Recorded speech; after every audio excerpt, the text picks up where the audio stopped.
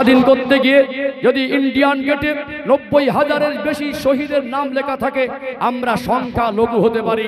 আমার বাপ দাদা পূর্বপুরুষ এই মুসলমান রক্ত দিয়েছে বেশি, অর্থাৎ 60,000-এর বেশি মুসলমানের নামটা আজও পর্যন্ত ইন্ডিয়া গেটে লেখা আছে। অর্থাৎ আমার বাপ দাদা পূর্বপুরুষ রক্ত দিয়ে প্রমাণ করেছে তারা দেশকে ভালোবাসে। আজ দেশপ্রেমের পরিচয় চাও মুসলমানদের কাছে, তোমাদের ভিতরে লজ্জা বলে কিছু নেই। যদি নির্লজ্জের প্রতিযোগিতা হয়, আমার দেশের কিছু পাঁচাটা অসভ্য দালাল মিডিয়া, বিক্রি হওয়া মিডিয়া, এই গদি মিডিয়া, এরা দেশকে ধ্বংস করার ময়দানে নেমেছে।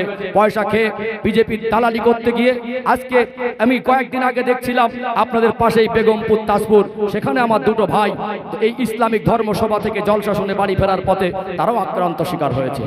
অর্থাৎ এদেরকে উস্কানি দেওয়া হচ্ছে। এখান থেকে আমি বলবো, এ দেশ স্বাধীন করেছে আমার বাপদাদা পূর্বপুরুষের অবদান বেশি। আগামী দিন যদি এই দেশের উপরে কোনো আঘাত আসে, সেদিন আমরা রক্ত দেবো ইনশাআল্লাহ। আপনারা দেশপ্রেম আমাদের শেখাতে আসবেন না। আমরা দেশের সংবিধানকে শ্রদ্ধা করি, আমরা দেশকে ভালোবাসি। আজকে মানুষকে ভুল বোঝানো হচ্ছে, হিন্দু খাতরে মে হে, হিন্দু খাতরে মে নেহি হে, মুসলমান ভি খাতরে মে নেহি হে, খাতরে মে হামারা সংবিধান হে। বাবা সাহেব আম্বেদকর যে সংবিধান দিয়েছে, আজকেরা দেশকে বেঁচে দেওয়ার পরিকল্পনা করছে। অর্থাৎ এই সংবিধান আজকে পরিবর্তন করার চেষ্টা করছে। মনে রেখো, মানুষ যেদিন ক্ষিপ্ত হয়ে যাবে, সেদিন কোথায় পালাবার রাস্তা খুঁজে পাবে না, শেখ হাসিনার মতো হাল হবে।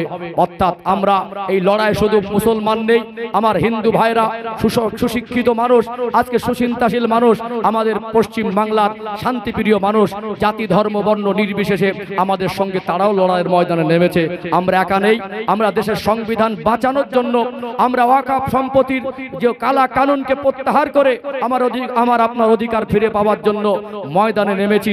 অর্থাৎ পিছু পা হব না। অর্থাৎ ঝিমিয়ে থাকার সময় নেই। খুব ঘুমিয়েছেন, এখন জাগ্রত হয়ে ময়দানে নামার সময় হয়েছে। আপনাদেরকে আমি আমার জায়গা থেকে, দায়িত্ববোধের জায়গা থেকে আপনাদেরকে আমি অনুরোধ করে গেলাম, অবশ্যই আপনারা যাবেন ইনশাআল্লাহ। এখান থেকে গ্রামে যদি প্রয়োজন হয় দুটো গাড়ি করে দেবেন। যাদের আল্লাহ আর্থিক সচ্ছলতা দিয়েছে, আপনারা নিজের থেকে একটা গাড়ি করে দেন। আপনার এই টাকা একদিন আল্লাহর কাছে সাদকা জারিয়া হিসাবে কবুল হবে।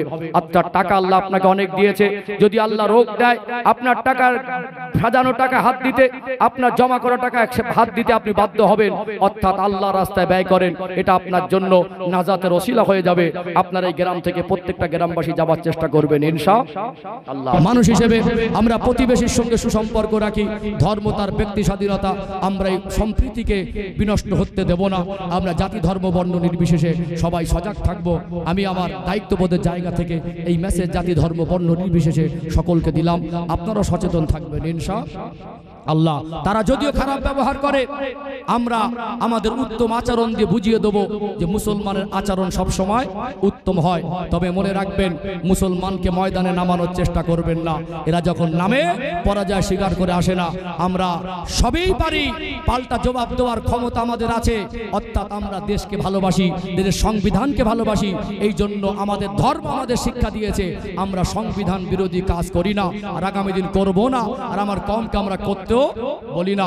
শুধু দেশের সংবিধানকে ভালোবাসি বলে, দেশকে ভালোবাসি বলে আমরা কখনো মার খেয়ে সহ্য করে নেই। মার খেলে পাল্টা মার দেওয়ার ক্ষমতা আমাদের আছে। অর্থাৎ আমরা আইনের বিরুদ্ধে যাই না।